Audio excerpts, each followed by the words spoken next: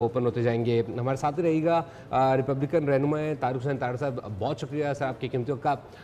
क्या कहेंगे सर, ऐसी सिचुएशन जिसका सबको इंतज़ार था, यूएन का जिसका काम था वो पाकिस्तान ने कर दिखाया और फाइनली ईरान ने उसका ऐलान भी कर दिया है कि आप नया हरमुज़ खोल रहे हैं।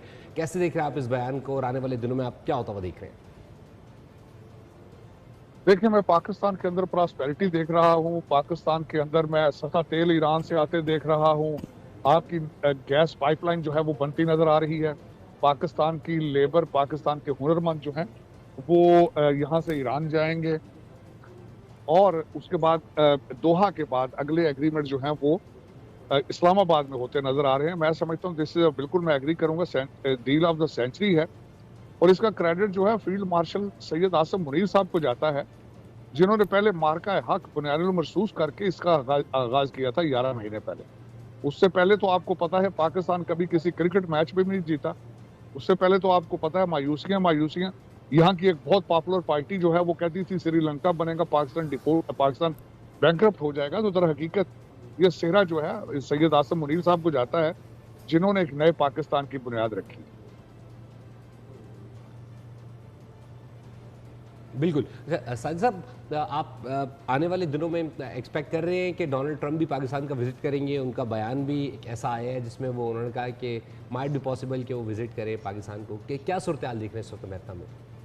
देखिए, एब्सोल्युटली मैंने पहले भी आज से तकरीबन एक हफ्ता पहले कहा था मैंने आपको कि रिपब्लिकन सारे जो पुराने साथी हैं उनके, मैं खुद उसमें इन्वॉल्व हूँ। मैं पिछले 3 इलेक्शन में उनके साथ काम करता रहा हूँ ऑफिशियल कैपेसिटी में। तो इस वक्त उनके जो रिपब्लिकन पार्टी तो मशवरा यही दे रही है वो जाना चाहिए। मिड टर्म इलेक्शन के लिए बेहतर होगा, उस खित्ते के लिए बेहतर होगा। फिर उनका चीन का दौरा है, उसके लिए बेहतरी होगी। अमेरिका का जो गुडविल को डैमेज हुआ है उसको इम्प्रूव करने में बेहतरी होगी। देर आर स्ट्रॉन्ग चांसेस कि वो खुद आएंगे इंशाल्लाह। और 10 से ज्यादा जो है वो सदूर या वजीर आजम या फरमा रवा हैं जो पाकिस्तान आएंगे। तो पाकिस्तान की नई मैं तारीख बनते देख रहा हूँ, पाकिस्तान की नए पाकिस्तान की बुनियादें देख रहा हूँ।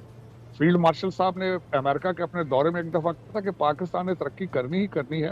अब वो किस स्पीड से करता है ये इसका तयन हमने खुद करना है।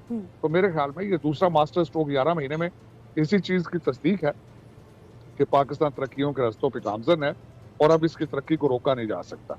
बिल्कुल, पाकिस्तान की तरक्की को रोका नहीं जा सकता। साजिद साहब, आपसे ये भी जानना चाहेंगे, अब रिसेंटली पाकिस्तान ने काफ़ी ममालिक के दौरे किए और वो आज तुर्किया में मौजूद है और तुर्किया में डिप्लोमेसी फोरम से भी खिताब किया, जिसमें पाकिस्तान का मौक़िफ़ यही था कि हम चाहते हैं दुनिया में अमन कायम हो। पाकिस्तान ने इस तमाम तर सूरत हाल में कमाल सिफारतकारी दिखाई और आप समझते हैं कि अब आबना हरमुज़ खोलने के इस फैसले के बाद पाकिस्तान की मईशत पर भी इसके जो है वो मस्बत असरात पड़ेंगे? डेफिनेटली मैं समझता हूँ कि इस दफा ये जो आबनाए हरमुज़ का जो एक वाकया पेश आया, ब्लॉकेट हुआ, आपने देखा होगा कि आपकी कराची की पोर्ट के ऊपर बहुत ज्यादा ट्रैफिक बढ़ गई थी। अब आप देखेंगे कि आबनाए हरमुज़ के साथ साथ कराची, जो कि कभी माजी में बहुत बड़ी, बहुत पॉपुलर पोर्ट थी, बहुत पॉपुलर एयरपोर्ट था, तो मैं देख रहा हूँ कि फॉरेन शिप्स जो हैं कराची आते हैं और उसके बाद आपका जो तेल रुका था, गैस रुकी थी, वो आएगी। जो आप शॉर्टेज फील कर रहे हैं, जिस तरह की अभी वहां पे शुरू हो चुकी है लोड शेडिंग, इस पे इम्पैक्ट होगा, आपकी इकॉनमी पे इम्पैक्ट होगा। और ये 10 सदूर जब आएंगे पाकिस्तान के अंदर तो पाकिस्तान के साथ ट्रेड डील्स भी होंगी। आपने देखा होगा कि हमारे वजीर खजाना औरंगजेब साहब अभी अमेरिका के दौरे में थे, वहां उन्होंने सेक्रेटरी ऑफ कॉमर्स से बड़ी एक सूदमंद मीटिंग उनकी हुई इसी हवाले से। तो आप देखेंगे, और पाकिस्तान फ्यूचर में मैं देख रहा हूँ कि पाकिस्तान दिफाई कॉन्ट्रैक्ट साइन करेगा, दिफाई मुआहदे साइन करेगा गल्फ कंट्रीज के साथ। और आप जिस तरह फील्ड मार्शल साहब ने डिफेंस को एज एक प्रोडक्ट इस्तेमाल कर रहे हैं, तो मैं एक बड़ा ताबनाक फ्यूचर देख रहा हूँ। हमारी पाक आर्मी ना सिर्फ बांग्लादेश बल्कि युगांडा और दूसरे ममालिक में जाके उनकी फौजों को ना सिर्फ ट्रेन करेगी, अपनी प्रोडक्ट बेचेगी। तो आसूदगी जो है वो प्रॉस्पेरिटी कैन बी स्टॉप। मेरे ख्याल में पाकिस्तान का ताबनाक फ्यूचर जो है वो लिखा जा चुका है। आप कह रहे हैं कि आने वाले वक्त में जिस तरीके से सऊदी अरब के साथ हुआ है पाकिस्तान का डिफेंस पैक्ट, वो दीगर ममालिक के साथ भी होगा। आप साजिद साहब इस पूरी सिचुएशन में जो मिलिट्री डिप्लोमेसी है उसको किस तरीके से देखते हैं? आज से पहले कभी इस तरीके से एक्टिवली डिप्लोमेसी कहीं या किसी मुल्क में देखी नहीं गई। देखिए, मिलिट्री डिप्लोमेसी का आगाज जो है वो 10 मई को हुआ था पिछले साल, जब एक 8 बिलियन सालाना डिफेंस बजट वाले कंट्री ने 90 बिलियन सालाना डिफेंस बजट वाले कंट्री को पछाड़ा, आपने चैलेंज किया, आपने प्रूव किया कि अब मजाक नहीं है, we are serious, we are हम मुहब्बे वतन लोग हैं, it is not same Pakistan any more. और इसका सेरा जो है हमारे फील्ड मार्शल साहब को जाता है। हालांकि हमारे इस वक्त अगर देखा जाए तो हमारी सियासी जो क़यादत है वो भी ऑन बोर्ड है, बेमिसाल उनकी भी कोशिशें हैं। हमारे फॉरेन मिनिस्टर साहब हैं, उन्होंने भी देखिए कि उनके बाजू में फ्रैक्चर था, इसके बावजूद उन्होंने चाइना का दौरा अपना कंटिन्यू रखा। तो बड़ी कुर्बानियां, इसमें कोई शक नहीं है, लेकिन इसका आगाज पिछले साल 10 मई को हुआ था, जब आपने प्रूव किया कि इस तरह नहीं होगा जिस तरह इसको भारत मामूल बनाना चाहता था। वो चाहते थे कि जब दिल करे तो हम आए तो लूट मार के यहाँ आके बम गिरा के इलेक्शन जीत जाया करें, तो this is it's not that easy. और लेकिन मेरे ख्याल में ये उसके बाद आपने मार्केट किया इस चीज को। लोग जानना चाहते थे कि आपने ये मार का हक किस तरह जो है उसको जीता है। तो वहां से आपकी मिलिट्री डिप्लोमेसी का आगाज हुआ और उसके बाद स्काई इज द लिमिट। अब आज देख रहे हैं कि व्हाइट हाउस के अंदर भी फील्ड मार्शल जो है वो हर दूसरे दिन जो है प्रेसिडेंट ट्रंप उनका जिक्र करते हैं, उनकी तारीफ करते हैं। बल्कि उन्होंने अब रिसेंट तो मैं समझता हूँ जिस तरीके से उन्होंने पाकिस्तान को कहा कि पाकिस्तान इज जी ठीक है साजिद साहब, हमारे साथ सीनियर एंकर पर्सन अब्सा कोमल भी मौजूद हैं और वो आपसे सवाल करना चाहती हैं। जी अब्सा। बहुत शुक्रिया जी। तारड़ साहब, मैं आपसे ये पूछना चाहूंगी कि अब मिड टर्म इलेक्शंस आने हैं और जितने हम सर्वेज और पोल्स देख रहे हैं उसमें ऐसा ही नजर आता है कि सदर ट्रंप की जो पॉपुलैरिटी है वो कम हुई है।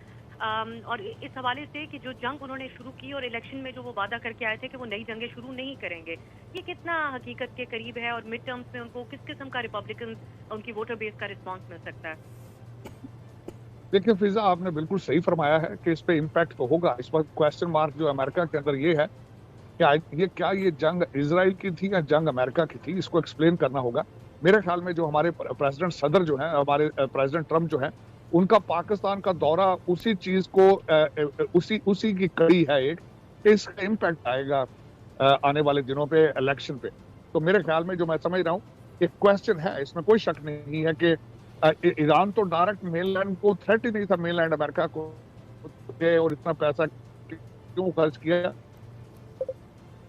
ये सवाल। और अब इसमें देखने वाली बात यह है कि रिपब्लिकन कितने कामयाब होते हैं इस चीज को एक्सप्लेन करने के लिए। तो अभी टाइम काफी बाकी है।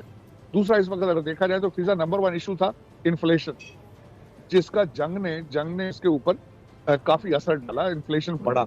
लेकिन अगर आज जंग रुकती है और पेट्रोल की प्राइसेस नीचे आती हैं, इन्फ्लेशन को कंट्रोल किया जाता है, तो इट्स रिकवरेबल डैमेज। मेरे ख्याल में काफी चांसेस हैं रिपब्लिकन अगर अच्छे तरीके से, अच्छे एडवाइजर अच्छे तरीके से एनालाइज करें, अच्छे तरीके से मार्केट करें, तो इट्स रिकवरेबल। मेरे ख्याल में काफी हद तक डोनाल्ड ट्रंप साहब का ये दौरा भी उसी का हिस्सा है, इलेक्शन का हिस्सा है। साहब, एक पाकिस्तान में तकरीबन 20 साल बाद अगर सदर ट्रंप आते हैं तो किसी अमेरिकी सदर का पाकिस्तान का दौरा होगा, जिस किस्म का एक, और इस पे आप भी कई साल बात करते आए हैं कि पाकिस्तान का एक इमेज इंडियन लॉबीज के जरिए टेररिज्म के अराउंड जोड़ दिया गया था। अमेरिकी सदर अगर इस मौके पे पाकिस्तान आते हैं और एक पीस एग्रीमेंट साइन होता है ईरान और अमेरिका के दरमियान, इसकी क्या अहमियत होगी आपकी नजर में? इसकी अहमियत देखें, टाइम मैगजीन ने अब आज से 4-5 दिन पहले एक आर्टिकल लिखा जिसमें उन्होंने कहा कि rebranding Pakistan as a peace broker.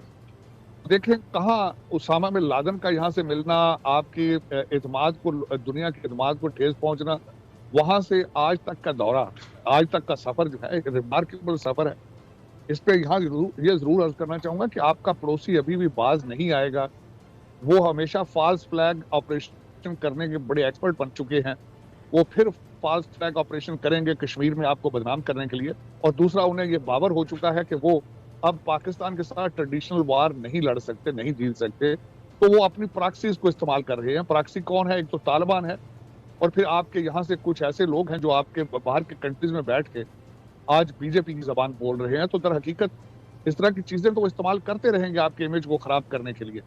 देखें ना, आपका इमेज खराब करने के लिए एक मौसूफ ने अमेरिका से कह दिया कि आपके झंडे ही जो वो स्त्री नहीं थे, तो ये फिर अपना वो करेंगे जरूर। लेकिन मेरे ख्याल में जितना सफर, जितनी स्ट्रांग आपकी अस्करी और सियासी एडमिनिस्ट्रेशन हो चुकी है, ये छोटी मोटी चीजें उनको डैमेज नहीं कर पाएंगी।